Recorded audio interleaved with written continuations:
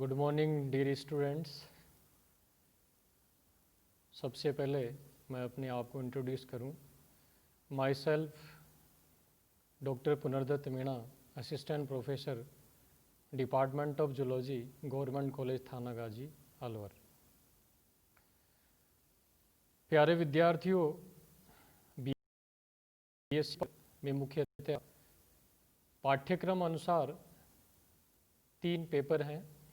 First paper जो है वो अकशेरुकी की संरचना एवं कार्य के नाम से है।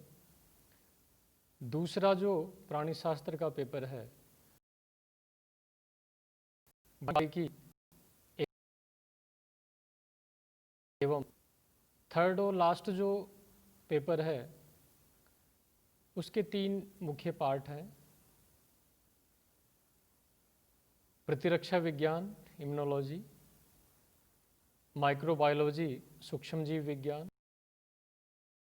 लास्ट जो पार्ट है वो बायोटेक्नोलॉजी है, जैव तकनीक। हम जो इस लेक्चर में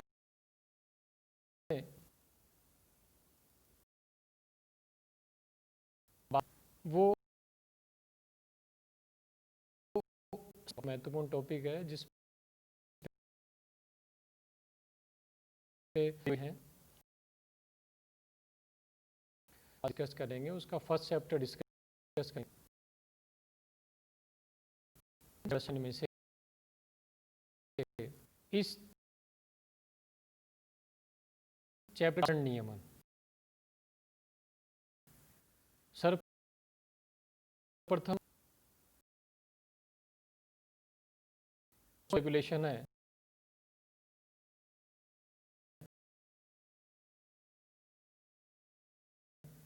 इंट्रोडक्शन एंड डेफिनेशन,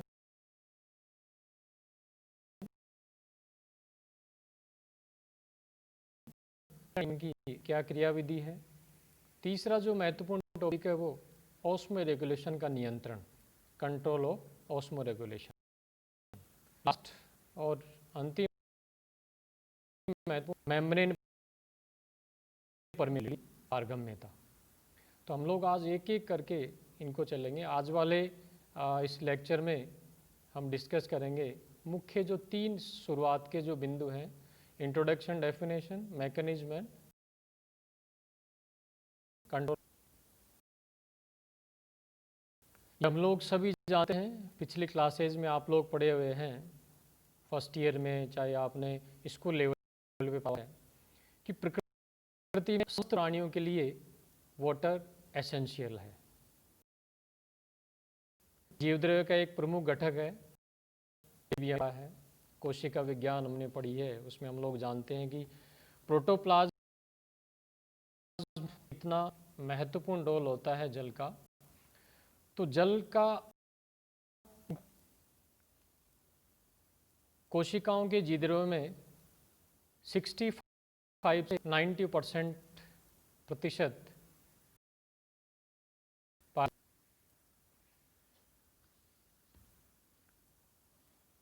जीव में शरीर में होता है।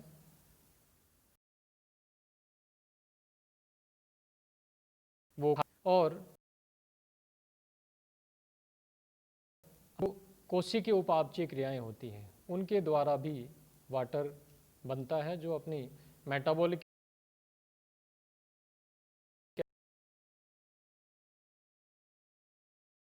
एक्टिविटी पसीने के द्वारा नाइट्रोजन जो वेस्ट प्रोडक्ट होते हैं उनका जो है वो यूरिन के रूप में होता है, चाहे वो अमोनिया चाहे वो इसके अलावा और नाइट्रोजन वेस्ट प्रोडक्ट्स हों। इसलिए जल अत्यंत महत्वपूर्ण है। इसके अलावा अनेक ग्रंथियां भी जो हैं वो अपने सीक्रेशंस करती हैं, जिनके साथ भी जल का निष्कासन अपने बॉडी से होता है। तो वाटर एक नियत और एक सामान्य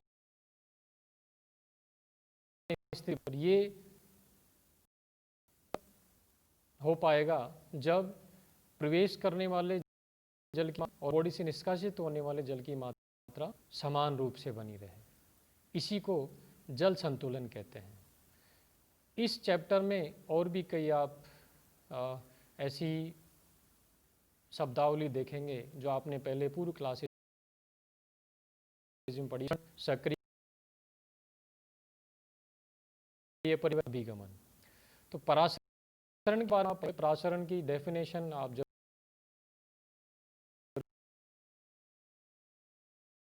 ऐसी क्रिया है जिसके द्वारा निम्न पदार्थों का अभिगमन या निम्न सांद्रता से पदार्थों का अभिगमन उच्च और सक्रिय परिवहन के पर कार्य करती है। अपोजिट यदि अपन रिएक्शन देखें कि क्रिया में पदार्थों का अभिगमन उच्च सांद्रता से सांद्रता की ओर होता है, कहीं कोई रिक्वायरमेंट नहीं होता। विसरण की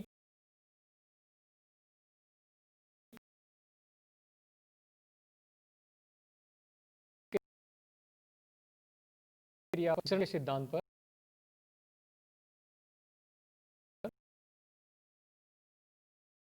आपको कई जगह रिपीट होंगी।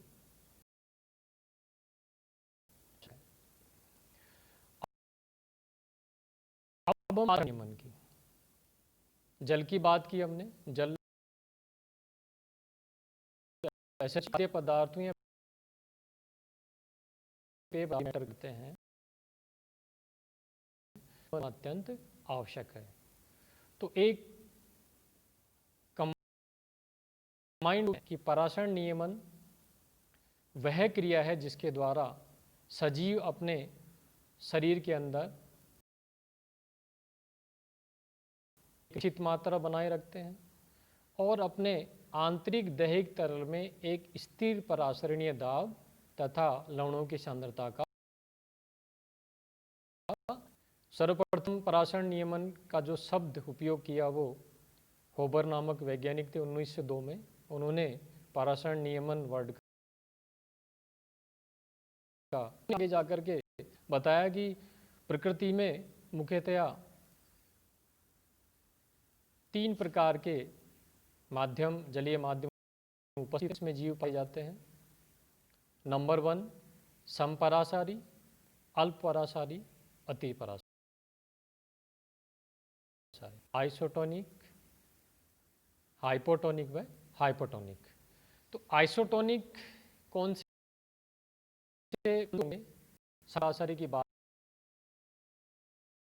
करें। समपरासारी जंतुओं के अंदर आंतरिक दैहिक तरल में व बाह्य माध्यम में जल में किसी प्रकार की परासरण नियमन की समस्या नहीं होती है। दूसरे प्रकार के जो जीव होते हैं उनको अपन अल्पपरासारी कहते हैं, हाइपोटोनिक एनिमल्स भी कह सकते हैं। ऐसे जंतु जो कम लवणों की माध्यम में निवास करते हैं वे अल्पपरासारी जंतु। प्रकार के जो जंतु या हाइपोटोनिक एनिमल्स कहते हैं, तो ऐसे जंतु जो सांद्रता वाले